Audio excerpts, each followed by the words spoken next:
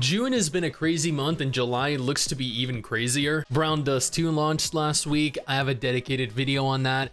Admittedly, it did turn out to be one of the highest quality gacha game releases in recent memory. However, the monetization is absolutely horrid to the dismay of many players.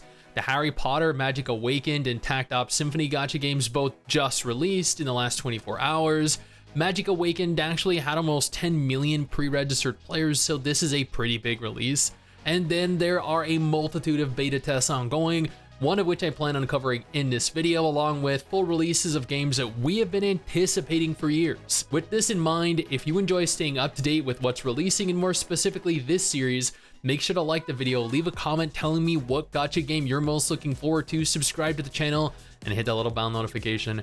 Oh, and make sure to check out the last episode in this series at the end of this video in case you missed something last month. Also, before we go ahead and jump in, I want to take a moment here to thank our incredible patrons over on Patreon who allow for me to continue to report on new gacha games like this every single month. And if you have a moment and want to watch me stream these gacha games in real time, go ahead and follow me over on Twitch. Now let's start this off with King Arthur Legends Rise, the reason being the game entered open beta testing on June 29th. Legends Rise is a medieval fantasy gacha game built using Unreal Engine 5, allowing for complete cross-platform play between PC, Android, and iOS devices.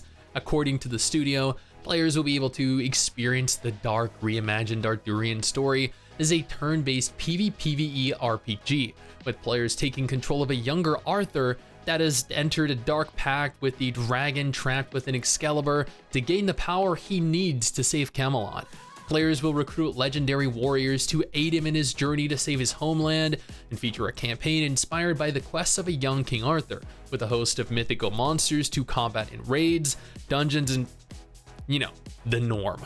While the open beta is currently ongoing and therefore open and available for players to participate in, the full game is confirmed to be releasing globally later this year in 2023.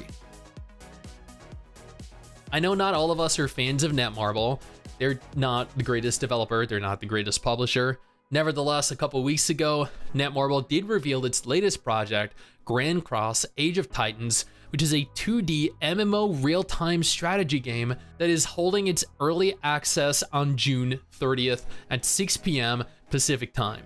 Players are capable of, right now, pre-downloading the game in anticipation of playing. This is in early access. The official full global release of the game is slated a few months from now. Age of Titans was originally actually called Grand Cross W, and takes place in the fictional world of Skyna, which is being invaded by the forces of chaos. The storyline follows Mio and Eugen, the two protagonists who were summoned by the Princess Destina of the Skyna Kingdom. Together, they need to take back their rightful territories by defeating the evil armies. I know, very original. Players will lead a variety of different troops into battle: infantry, archers, cavalry. We'll have siege weapons of mass destruction. We will also get to control a Titan, which is a massive battle unit that ignores all enemy formations and terrain and deals immense amounts of damage. There are different game modes, single player stages, hunting and gathering, world objects capturing, castle wars, server versus server wars.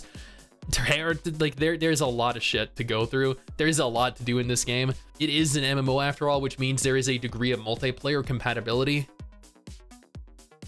Did you know that there was actually a Devil May Cry game in development for Android and iOS? Yeah, there is an actual fully functional Devil May Cry gacha game in development featuring some of our favorite characters from the franchise: Nero, Virgil, and none other than the MVP himself, Dante. Devil May Cry Peak of Combat. As this is a gacha game, however, you won't be restricted to the protagonists of previous incarnations exclusively. Rather, you'll be able to recruit and play as side characters like Lady as well, likely accompanied with all of their bountiful personality traits. Yeah, you know what I'm talking about. From what I could find online, Peak of Combat is more or less punishing Grey Raven, but with a Devil May Cry skin applied over top. And this isn't some cheap DMC spin-off. This is a full, official, mainstream title in the franchise, meaning actual time, resources, and effort went into developing this. Hopefully this means that we receive a solid title and not some cheap crappy cash grab. Devil May Cry Peak of Combat enters global open beta on July 6th, allowing anyone and everyone to log in and play, and you bet I will be. I'm an avid fan and supporter of Snowbreak Containment Zone. Mrs. Stix and I got to participate in the last beta test, and admittedly, we had an overwhelming amount of fun in it, despite what some people are saying.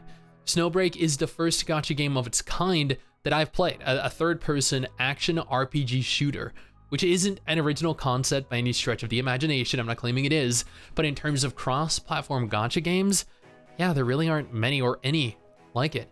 Snowbreak recently hit 2 million pre-registered players, which is quite an achievement for any gacha game, and is celebrating that achievement with a giveaway. The game launches fully on July 20th, so a mere 3 weeks away, with pre-registration currently open and available.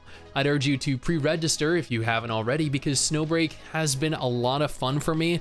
I know there are some people that are claiming it doesn't really have much of an endgame or it's not difficult enough, but I have been having an immense amount of fun in it, and you're likely not gonna want to miss out on the opportunity to maximize your chances at obtaining waifus at launch if it does end up being something that you're interested in. I've been waiting years for this game. I've been covering it since it was announced, and I cannot believe after a multitude of beta tests we're going to be able to finally play it. This was okay. This was hard for me to believe. This was hard for me to even write about.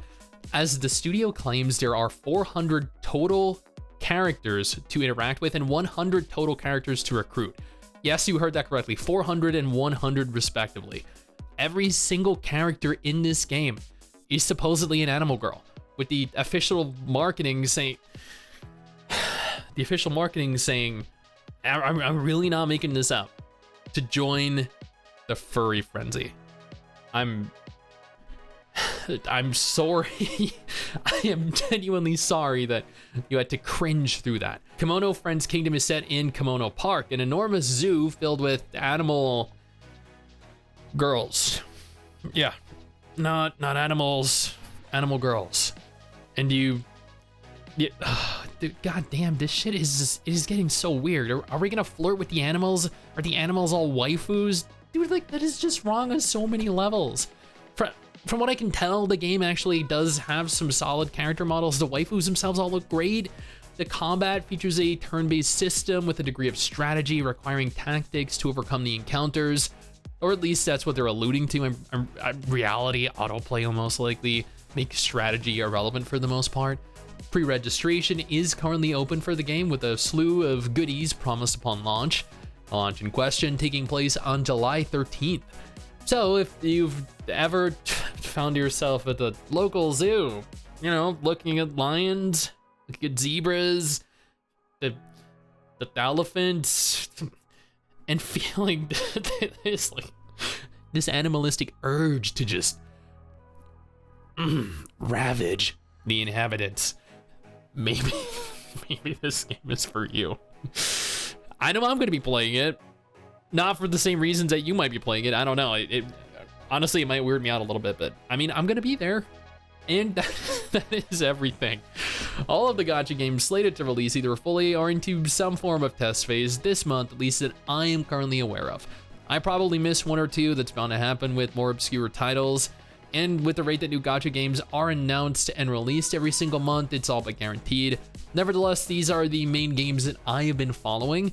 Again, Brown Dust 2, Tactop Symphony, and Harry Potter Magic Awakened all launched in the last week, meaning you're gonna have your hands full for the next few weeks anyway, making the wait for these games that much more bearable. I do plan on doing dedicated videos on each and every one of these games as they do become available, and I have several videos coming in the next couple weeks on the beta tests that I have been a part of that perhaps you weren't, so keep an eye out for those. Otherwise, if none of these games look like games that you would personally be interested in, I urge you to check out one of the 2 videos on screen right now.